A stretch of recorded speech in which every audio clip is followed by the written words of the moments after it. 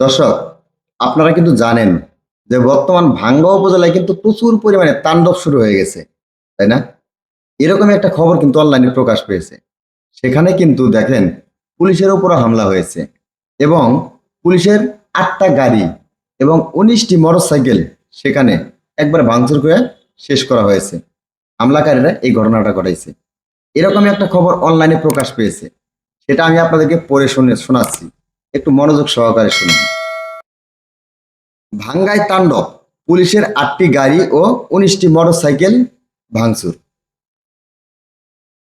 আসনের ভাঙ্গা উপজেলার ২টি ইউনিয়ন পুনর্নির্বাসনের প্রতিবাদে মহাসড়ক অবরোধ আন্দোলনের অংশ হিসেবে সোমবার দুপুরে উপজেলা থানা হাইওয়ে থানা ও উপজেলা পরিষদে আগুন, হামলা, ভাঙচুর চালিয়েছেন বিক্ষোভকারীরা। আমি এটা আবারও আপনাদেরকে শোনাচ্ছি। আসনের ভাঙ্গা উপজেলার ২টি ইউনিয়ন পুনর্বিন্যাসের প্রতিবাদে মহাসড়ক অবরোধ আন্দোলনের অংশ হিসেবে সোমবার দুপুরে উপজেলা থানা হাইওয়ে থানা ও উপজেলা পরিষদে আগুন, হামলা, ভাঙচুর চালিয়েছেন বিক্ষোভকারীরা। প্রত্যক্ষদর্শী ও স্থানীয়দের ভাষ্যমতে আন্দোলনকারীরা প্রথমে উপজেলা পরিষদের হলরুমে ঢুকে শতাধিক চেয়ার, ১০টি ফ্যান ও ৩৫টির বেশি লাইট ভাঙচুর করে। এরপর তিনতলা বিশিষ্ট উপজেলা পরিষদ ভবনের প্রতিটি তলায় ৬০টি করে মোট ২১টি কক্ষে ভাঙচুর চালানো হয়। এ সময় সিসিটিভির ক্যামেরা ভাঙচুর করা হয় এবং উপজেলা নির্বাহী কর্মকর্তা ইউএনও কার্যালয়ের বিভিন্ন কক্ষের কাজ ও আসবাবপত্র ভাঙচুর করা হয়। এ সময় উপজেলা পরিষদ চত্বর ও অফিসার্স ক্লাবের গ্যারেজে থাকা ৬০টি মোটরসাইকেলে আগুন দিয়ে পুড়িয়ে দেওয়া হয়। এছাড়া উপজেলা অফিসার্স ক্লাবও ভাঙচুর করা হয়। এদিকে ভাঙ্গা থানায় হামলা চালিয়ে পুলিশের ৩টি গাড়ি ও একটি বড় রিজার্ভ ভ্যান ভাঙচুরের ঘটনা ঘটে। থানা চত্বরে থাকা অন্তত ৪টি মোটরসাইকেলে আগুন দেওয়া হয়। থানার ব্যানার ও ভবনের কাঠসহ বিভিন্ন জিনিসপত্র ভাঙচুর করা হয়। অপরদিকে ভাঙ্গা হাইওয়ে থানায় আন্দোলনকারীরা ব্যাপক হামলা ও অগ্নিসংযোগের ঘটনা ঘটিয়েছে।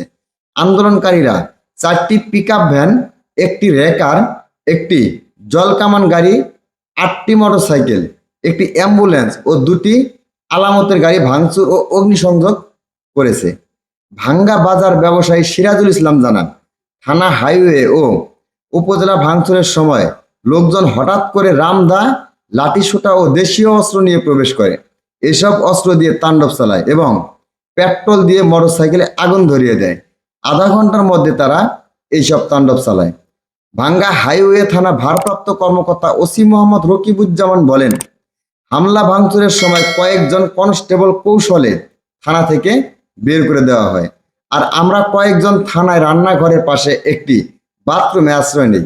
হামলাকারীরা গাড়ি, মোটরসাইকেল সহ অফিসের ল্যাপটপ, টিভি থেকে শুরু করে এমন কোথাও নেই যে ভাঙচুর করতে বাকি রেখেছে। তারপরও বিস্তারিত দেখে পরবর্তী ক্ষয়ক্ষতির পরিমাপ এর তথ্য জানা যাবে। ভাঙ্গা উপজেলা নির্বাহী কর্মকর্তা ইউএনও মিজানুর রহমান এ ব্যাপারে কোনো কথা বলতে রাজি হয়নি। প্রসঙ্গত, ফরিদপুর ৪ আসনে ভাঙ্গা উপজেলা থেকে আলগি ও হামিরদি নামে ২টি ইউনিয়ন কেটে নিয়ে ফরিদপুর ২ আসনের নগরকান্দা সংযুক্ত করার প্রতিবাদে ২ সপ্তাহ ধরে আন্দোলন করে আসছেন স্থানীয় জনতা। ২ সপ্তাহ ধরে আন্দোলন করে আসতেছেন স্থানীয় জনতা। তারা আসনগুলো পূর্বের অবস্থান বহাল চান। আসনগুলোকে পূর্বের অবস্থান বহাল চান। আন্দোলনের অংশ হিসেবে রোববার থেকে টানা ৩ দিন বিভিন্ন সড়ক, মহাসড়ক ও রেলপথ অবরোধ কর্মসূচি ঘোষণা করা হয়। সোমবার দ্বিতীয় দিনের কর্মসূচি চলছে। বেলা ১১টা থেকে ঢাকা বরিশাল ও খুলনা বা ঢাকা খুলনা মহাসড়ক অবরোধ করে বিক্ষোভকারীরা। এরপর ভাঙ্গা উপজেলা সদরে এসে হামলা, ভাঙচুর ও অগ্নিসংযোগের ঘটনাটি ঘটে। দেখছেন, এতই পরিমাণে সেখানে হামলা ভাঙচুর হয়েছে যেটা আপনি কল্পনাও করতে পারবেন না। একটা বিষয় খেয়াল রাখবেন, সেটা হলো এখানে যেটা লিখেছে যে ৮টি গাড়ি এবং ১৯টি মোটরসাইকেল, সবগুলোই কিন্তু একবারে ভাঙচুর করে ফেলাইছে। 8টি গাড়ি এবং 19টি মোটরসাইকেল ভাঙচুর করছে। আরো ভিতরে তো শুনলেন জল কামান আছে, ট্যাঙ্ক আছে, এগুলো সবগুলো কিন্তু ভাঙচুর করছে। তাহলে হামলাকারীরা কি পরিমাণে সেখানে হামলাটা চালিয়েছে, এখানে যেটা লেখা ছিল সেটা আপনাদেরকে আমি পড়ে শোনালাম।